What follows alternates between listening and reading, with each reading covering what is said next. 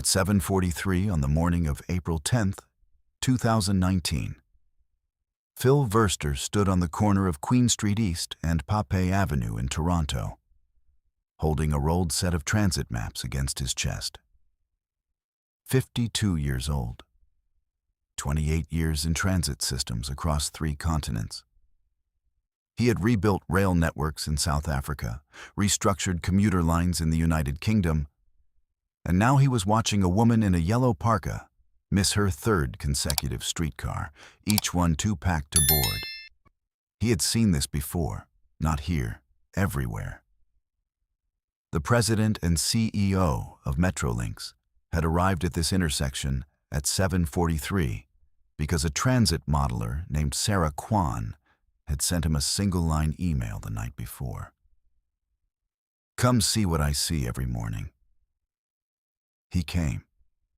What he saw was 40,000 people per hour trying to move through a system designed for 22,000. Toronto's transit problem did not appear overnight. It accumulated across 8 decades of incomplete decisions, canceled lines, and deferred maintenance.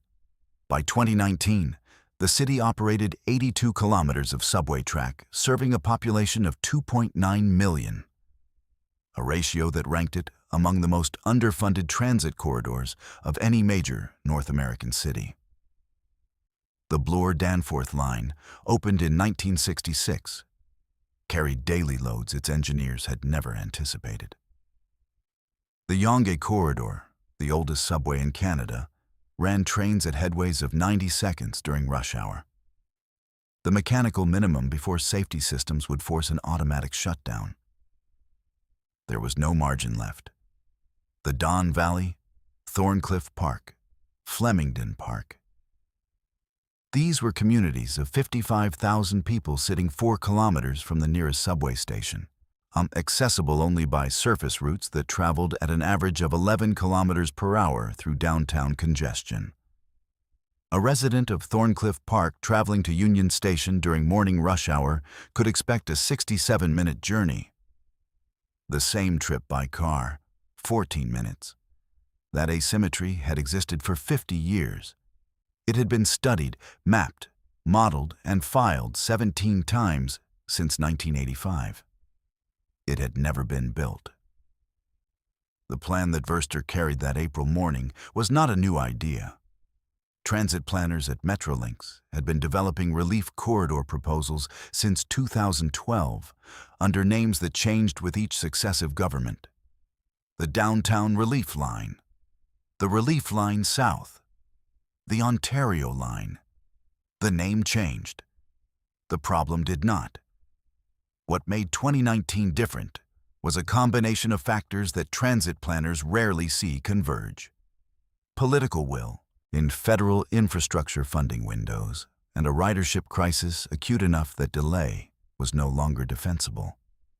The provincial government had committed $10.9 billion. The federal government had signaled matching participation under the Investing in Canada Infrastructure Program. Environmental assessment timelines had been compressed under new provincial authority. The window was open. It would not stay open. If you want to see how the Ontario line went from 7 decades of unfulfilled proposals to an active construction project reshaping the largest city in Canada, hit that like button. It helps us share more stories like this one. Subscribe if you haven't already. Back to Verster. The proposed alignment ran 15.6 kilometers from the Ontario Science Centre in the northeast to the exhibition grounds in the southwest. 15 stations. 4 interchange points with existing subway, GO Transit, and light rail infrastructure. Tunneled sections beneath the downtown core.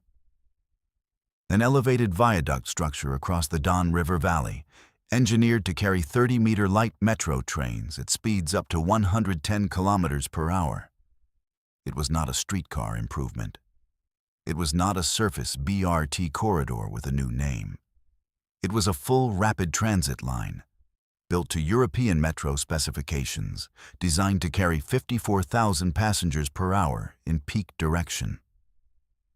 For context, The entire Toronto streetcar network carries approximately 300,000 passengers per day. The Ontario line, at full capacity, could carry that volume in under 6 hours. The engineering challenges were considerable. So tunneling beneath downtown Toronto meant navigating 19th-century brick sewer infrastructure at depths of 4 to 12 meters, working around the foundations of 23 high-rise structures, and crossing 2 active subway tunnels without disrupting service. Tunnel boring machine procurement alone required 30-month lead times. The Don River crossing required a 175-meter span bridge structure designed to accommodate both transit and future pedestrian access. None of this was insurmountable. All of it required precise sequencing. Construction mobilization began in earnest in 2023. The first major works concentrated at the northern terminus, the Ontario Science Centre Station, situated at Don Mills Road and Eglinton Avenue East. Positioned to connect the Ontario line directly to the Eglinton Crosstown LRT upon its opening. Eglinton Crosstown, or 66 stations, 19 kilometres, 14 years in construction. Its completion, repeatedly deferred, became the fixed reference point around which Ontario line planners had to structure their own timeline. A dependency embedded into the project's critical path that no engineer had requested and none could remove. Thorncliffe Park Station sits 1.4 kilometres south of the Science Centre terminus, elevated on a steel and concrete guideway structure crossing the Hydro Corridor east of Flemingdon Park. This elevation was not an aesthetic choice. It was a cost decision. Tunneling through this section would have added $340 million in 18 months. The elevated structure costs less, builds faster, and delivers the same service. What it also delivers, for the first time in the 70-year history of Thorncliffe Park as a residential community, is a direct rail connection to the Toronto subway network.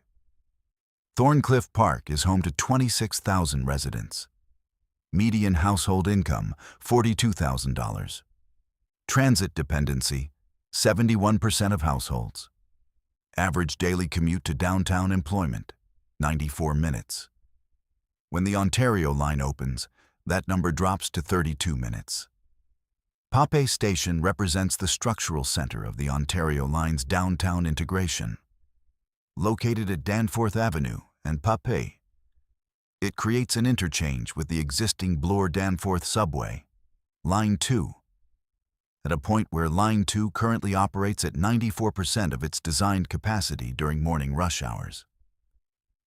The interchange requires a full below-grade construction footprint of 120 meters by 60 meters, descending to a depth of 28 meters. 3 levels. Paid area connections to Line 2 without requiring a faregate exit, are designed for bidirectional passenger flows that transit engineers modeled at 14,000 people per hour through the interchange alone. When construction crews reached the 18-meter depth level at POP in the spring of 2024, they encountered something the ground-penetrating radar surveys had not fully resolved. A section of 1920s-era timber crib sewer infrastructure, 2.4 meters in diameter, running diagonally through the planned station box footprint at a 23-degree angle. The structure was not on any current city drawing. It appeared on one map dated 1931. The decision that followed, whether to reroute, abandon, or engineer around the obstruction, took 11 days of assessment involving city engineers, Metrolink structural teams, and Toronto Water. The resolution, a reinforced concrete bridge structure built beneath the existing sewer, allowing the station box to proceed without service interruption to live sewer infrastructure serving 8,400 upstream connections. 11 days lost. No other options. Queen Carlaw Station, positioned at Queen Street East and Carlaw Avenue, anchors the Ontario Line's presence in the Eastern Waterfront Planning Corridor. This station was not in the original 2019 alignment proposal. It was added in 2021 following consultation with the City of Toronto Planning Division, which identified the Leslieville and South Riverdale catchment area as a growth node projected to add 34,000 residents by 2041. Adding a station adds cost. In this case, $280 million. Removing it removes 34,000 future residents from rapid transit access. The city kept the station. Udon Yard, the maintenance and storage facility for Ontario Line rolling stock, occupies a 12-hectare site north of Eastern Avenue, adjacent to the Don River. This facility is not visible to passengers. It is, however, the operational heart of the entire line. Without a functional maintenance facility, no train runs. The Don Yard will house 61 train sets of Hitachi Rail light metro vehicles, the same platform used on the Elizabeth Line in London and the Crossrail network in Sydney. Each train set, 60 meters long. Passenger capacity, 700 per train. Operating frequency at full build-out every 90 seconds. The math compounds quickly. 90-second headways, 700 passengers per train, both directions. That is the 54,000 per hour figure again. It is not a theoretical ceiling. It is an engineered operational target. The exhibition terminus at the western end of the line sits adjacent to Ontario Place and the existing GO Transit Exhibition Station. The connection here is intentional and structural. Ontario Line passengers arriving from Thorncliffe Park or Leslieville will transfer directly to GO Transit's Lakeshore West Corridor, accessing Mississauga, Hamilton, and Oakville, without re-entering the downtown fare zone. This is not a minor convenience. For a region of 6.2 million people organized around single-occupancy vehicle infrastructure for 70 years, a seamless cross-regional transfer at exhibition represents a measurable behavioral threshold. Key transit planners at Metrolinx model a 7 to 12% reduction in vehicle kilometers traveled in the Ontario Line catchment area upon full system opening, a number that translates directly to reduced highway congestion on the Gardiner Expressway and Don Valley Parkway. The Ontario Line does not merely move people through Toronto. At full operation, it restructures the economic geography of the eastern half of a city of 3 million people. Phil Verster left Metrolinx in June 2023.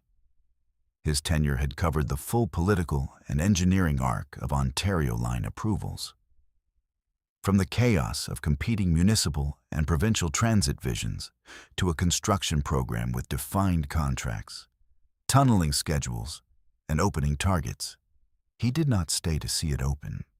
The people who will see it open are the 55,000 residents of Thorncliffe Park and Flemingdon Park. The 26,000 residents of Leslieville who currently board the 501 Queen streetcar in darkness at 6:15 in the morning to reach downtown by 8 o'clock. The 14,000 daily commuters at Pepe who transfer between lines in a station that was never designed for the volume it carries. The Ontario Line will open in sections between 2029 and 2031. It will carry, at projected 2041 ridership, 390,000 passengers per day. It will reduce daily vehicle trips in its catchment area by an estimated 43,000. It will connect communities to the city's economic core that have been functionally excluded from rapid transit access since those communities were built. 70 years of proposals, 17 filed studies, 1 built line, the woman in the yellow parka at Queen and Pepe, the one who missed 3 streetcars while Phil Verster watched. She still waits there every morning. The Pepe station construction hoarding went up in 2023, 14 meters from where she stands. She's still waiting. But the waiting has a number now. 32 minutes. If this story showed you something you didn't know about the city you move through every day, do me a favor, hit that like button. Every like tells YouTube to show this story to more people. Subscribe and turn on notifications. We're documenting the infrastructure systems that carry this country forward. Rail lines, power grids, port facilities, pipelines. The systems that, if they stopped, Canada would stop. Drop a comment and tell us where you're watching from. Tell us if you ride transit in Toronto, or if you've been watching this construction from your window. You're not just a viewer, you're part of the record. Thank you for watching.